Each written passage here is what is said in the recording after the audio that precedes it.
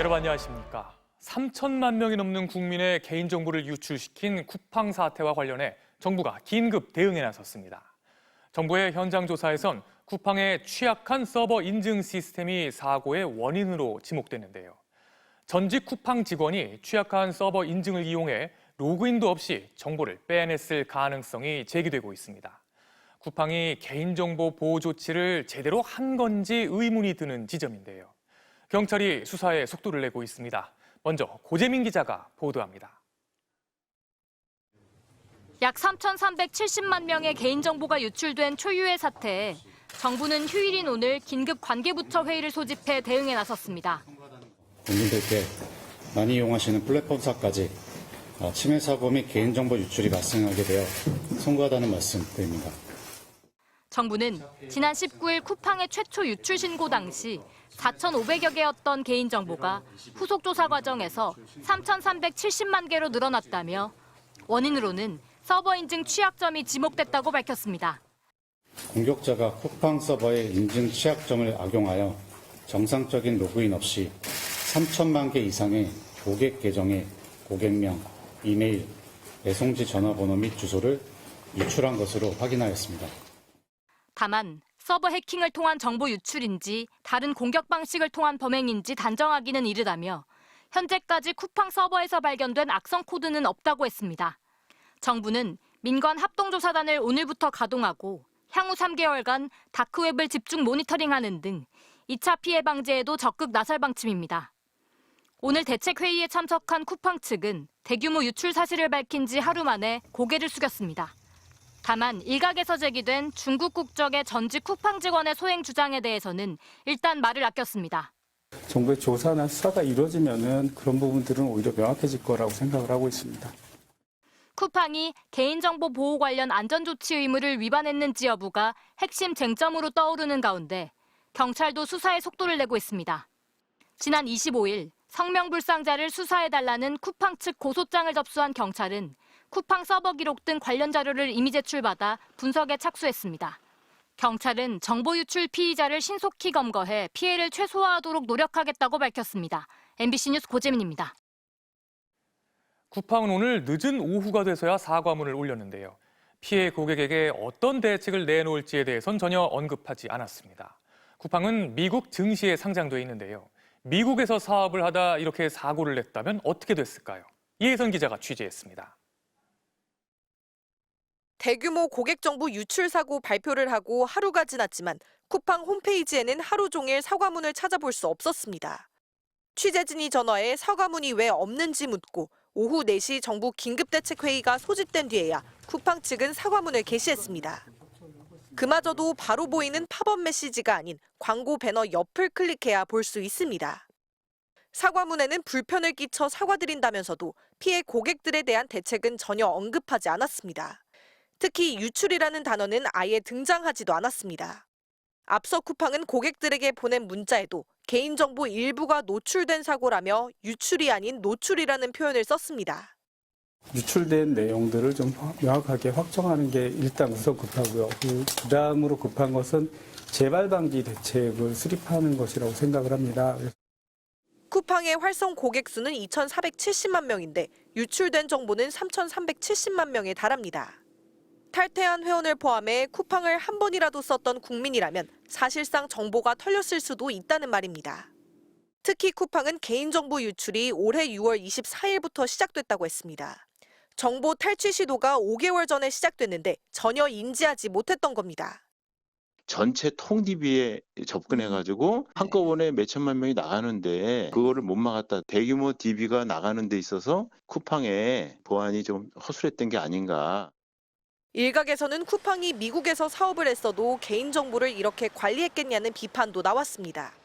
또 실제 손해보다 더 무거운 배상액을 매기는 징벌적 손해배상 제도를 도입해야 한다는 지적도 힘을 얻고 있습니다. 보안에 관한 의사결정이 상당 부분 후순위로 밀려 있거나 배제되어 왔던 것도 사실이고 이렇게 여지없이 뚫리는 걸 보면 현재 인정이 실효성이 떨어지는 거 아니냐. 필요하다면 제재를 강화하는 방식으로 해서 미국에서는 지난 2019년 이용자 정보를 여론조사 기관과 공유한 페이스북에 50억 달러, 당시 환율로 5조 9천억 원의 과징금이 부과됐습니다. 또 2013년 1억여 명의 개인정보가 유출됐던 대형 유통업체 타겟은 이후 집단 소송에 나선 피해자들에게 1인당 수십 달러에서 최대 10,000달러까지 총 1,000만 달러, 약 110억 원을 배상했습니다. MBC 뉴스 이혜선입니다. 다음 소식입니다. 온 국민을 충격과 공포로 몰아넣었던 불법적인 12.3 비상계엄이 사흘 뒤면 1년을 맞습니다. 이재명 대통령은 1주년 당일 국민의 노고를 기억하는 내용의 특별 담화를 발표하고 외신 기자회견을 열어 국제사회에 한국의 민주주의 회복과 국민 통합의 메시지를 전할 예정입니다. MBC는 1주년을 앞두고 여론조사를 실시했는데요. 70%에 가까운 국민 다수가 12.3 비상계엄이 내란죄에 해당된다고 답했습니다. 먼저 김정인 기자가 보도합니다.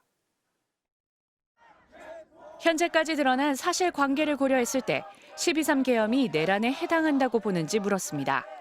내란에 해당한다는 응답이 69%로 내란에 해당하지 않는다는 응답 24%보다 3배가량 많았습니다. 조사 방식은 달랐지만 12.3 계엄 직후였던 지난해 12월 MBC가 조사했던 결과와 큰 차이는 없었습니다. 지역별로는 오차 범위 안에서 의견이 비슷했던 대구, 경북을 제외하고는 다른 모든 지역에서 내란이라는 응답이 훨씬 많았습니다. 윤석열 전 대통령에 대해 법원이 내란죄로 판결할 것으로 예상한다는 응답 역시 70%에 달했습니다. 내란 중요 임무 종사 등의 혐의로 특검이 징역 15년형을 구형한 한덕수 전 총리에 대해선 내란 중요 임무 종사 혐의에 해당된다는 의견은 40%, 내란 방조 수준의 책임이 있다는 응답이 28%로 나타나 10명 중 7명가량은 내란 관련 혐의가 인정된다고 답했습니다. 특검 수사에서 박성재 전 법무부 장관의 구속영장이 2차례 기각된 것에 대해선 응답자 절반 이상인 52%가 적절하지 못한 결정이라고 봤습니다.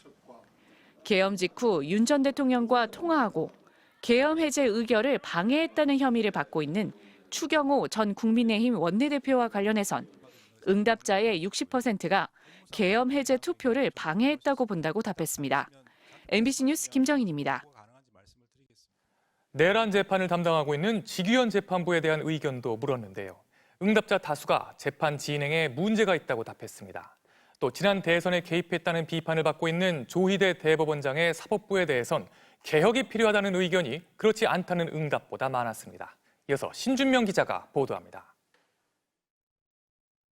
구속기한을 시간으로 계산해 윤 전 대통령을 풀어주고 피고인 측의 억지 주장에 휘둘린다는 비판을 받아온 지규현 재판부.